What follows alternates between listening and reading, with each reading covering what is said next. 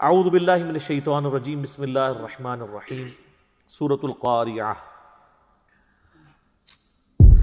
چونکہ پارہ نمبر 30 ہے ہی انذار بالآخرہ ہے، تو اکثر صورتیں جو ہیں وہ قیامت کے دن کا نقشہ کھینچتی ہیں، انہی میں سے ایک صورت یہ بھی ہے۔ القاریعہ، وہ دل ہلا دینے والی کڑک۔ یہ قاریہ یعنی عربی زبان کے اندر کوئی شخص اگر آ کے کسی کے دروازے کو زور سے پیٹنا شروع کر دے نا، متنبہ کرنے کے لیے، ظاہر ہے اگر کوئی زور سے پیٹ رہا ہے تو مراد یہ ہے کہ کوئی آفت آ رہی ہے، تو اس کے لیے القاریہ کا لفظ استعمال ہوتا ہے۔ تو یہ ہے القاریہ، وہ بڑی کھڑکھڑانے والی۔ مل قاریہ، تم کیا جانو کہ وہ بڑی کھڑکھڑانے والی چیز کیا ہے؟ وما ادراک مل قاریہ، تمہیں کیا معلوم کہ وہ قاریہ کیا ہے؟ یوم یکون الناس کالفراش المبثوث، وہ دن، قیامت کا دن ایسا ہوگا جس دن لوگ بکھرے ہوں گے پروانوں کی طرح۔ اب یہ مونسون کا مہینہ جب آتا ہے ہمارے سب کانٹیننٹ میں، انڈیا، پاکستان، بنگلہ دیش میں، آپ دیکھتے ہیں کہ پتنگے نمودار ہوتے ہیں بارش کے بعد، اور ان کی لائف تھوڑی دیر کے لیے ہوتی ہے، اور کس طرح وہ تھوڑی دیر بعد بکھرے پڑے ہوئے ہوتے ہیں۔ اسی طریقے سے سورۃ القمر میں اس کی ایک ایگزامپل بیان کی گئی جراد کی، ٹڈیوں کے معنی تم زمین سے نکلو گے، کس طرح وہ پوری فصل کے اوپر جو ہے وہ پھیل جاتی ہیں۔ تو قیامت والے دن اس طرح لوگ بکھرے ہوئے ہوں گے، اپنی قبروں سے اٹھائے جائیں گے۔ جو شخص زمین میں دفن ہوا ہو زمین سے اٹھایا جائے گا، جس کی راکھ ہواؤں میں بکھر گئی اس کو اللہ تعالیٰ ہواؤں سے جمع کر لے گا، کوئی سمندر میں غرق ہوا وہاں سے جمع ہو جائے گا۔ وہ اللہ تعالیٰ کے لیے کوئی چیز مشکل نہیں ہے۔ وَتَكُونُ الْجِبَالُ كَالْعِهْنِ الْمَنْفُوشِ، اور پہاڑ دھنکی ہوئی اون کی مانند ہوں گے۔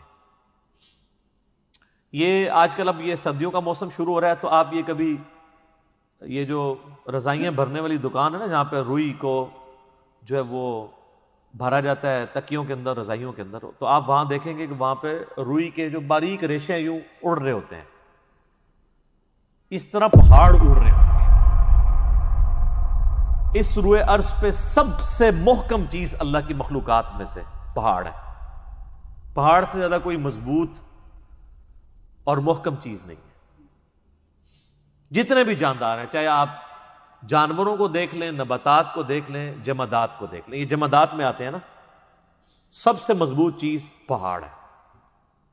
کتنے بڑے بڑے پہاڑ ہیں، کلومیٹرز پہ پھیلے ہوئے، کتنی مضبوطی ہے ان کے اندر۔ اس لیے آپ دیکھیں کہ امریکہ نے جو اپنے نیوکلیر جو بم ہیں وہ پہاڑوں کی بیسمنٹس میں سرنگیں کھود کے سٹور کیے ہوئے ہیں۔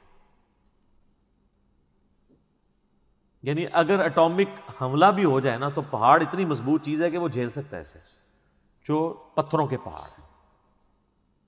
اور وہ بھی قیامت والے دن اس طرح اڑ رہے ہوں گے جیسے جو روئی کے ریشے اڑ رہے ہوتے ہیں، یعنی ان کی بھی کوئی اوقات نہیں ہوگی، گریویٹیشنل فورس ڈسٹرب ہو جائے گی، ظاہر اللہ تعالیٰ کی طرف سے۔ وَجُمِعَ الشَّمْسُ وَالْقَمَرُ، سورج اور چاند ملا دیے جائیں گے، ہر چیز تل پٹ ہو جائے گی۔ اللہم اجرنا من النار، آمین۔ تو اب اس کے بعد ظاہر ہے کہ اینڈ رزلٹ دو ہی نکلنے ہیں۔ ایک وہ لوگ ہیں جو دنیا میں انبیاء کی پیروی کرتے رہے، اللہ کی کتابوں کے پیچھے چلتے رہے، اور دوسرے انبیاء کی مخالفت میں زندگی گزارتے رہے۔ دونوں کا انجام ڈفرنٹ ہوگا۔ فَأَمَّا مَنْ ثَقُلَتْ مَوَازِينُهُ، پھر اس دن جس کے نیکیوں کے پلڑے بھاری ہوں گے، فَهُوَ فِي عِيشَةٍ رَاضِيَةٍ، تو وہ شخص تو اپنے دل کی عیش والی زندگی میں ہوگا، جو اس کا دل چاہے گا نا وہ عیاشی کا لیول اسے ملے گا، جس کے جو پلڑا ہے قیامت والے دن بھاری ہوا۔ اب اس کے دو معنی ہو سکتے ہیں، ایک تو یہ کہ نیکیاں اور برائیاں تولی گئیں اور نیکیوں کا پلڑا وزنی ہو گیا، جیسے ہمارا وہ ایک بیلنس استعمال ہوتا ہے نا، ترازو، ایک طرف یعنی اس کے لیے ریفرنس ویٹ رکھا جاتا ہے، دوسری طرف چیز رکھی جاتی ہے، تو ایک پلڑے کے اندر نیکی رکھی جائے گی، ایک میں برائی، جس کی نیکی جو ہے وہ وزنی ہوگی وہ عیاشی کی زندگی میں ہوگا، فی عیشت راضیہ، عیش کی زندگی میں. اور جس کے گناہوں والا پلڑا بھاری ہو گیا نعوذ باللہ، تو اس کے لیے پھر مصیبتیں کھڑی ہو جائیں گی. اور دوسرا، اب یہاں پہ نیکیوں اور برائیوں کا ذکر نہیں آیا، صرف یہ ہے کہ جس کے وزن بھاری ہوں گے، تو اس میں امپلائڈ ہے کہ نیکیوں کا وزن.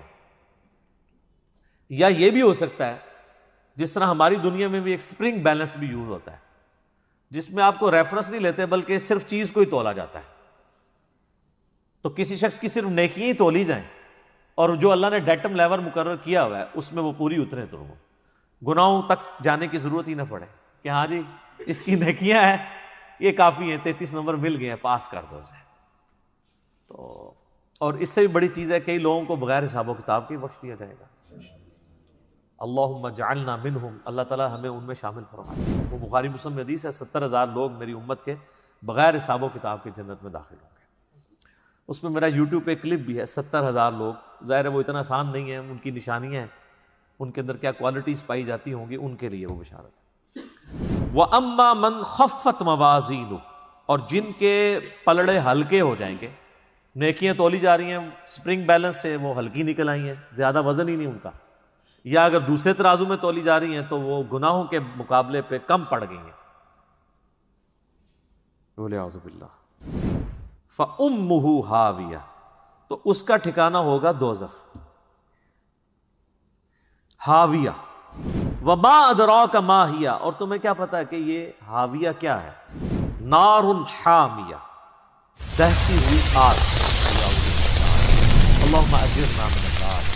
اور یہ آگ کوئی عام آگ نہیں ہے، بخاری و مسلم کی حدیث ہے کہ دنیا کی آگ سے 70 گنا زیادہ تیز ہے آخرت کی جہنم کی آگ.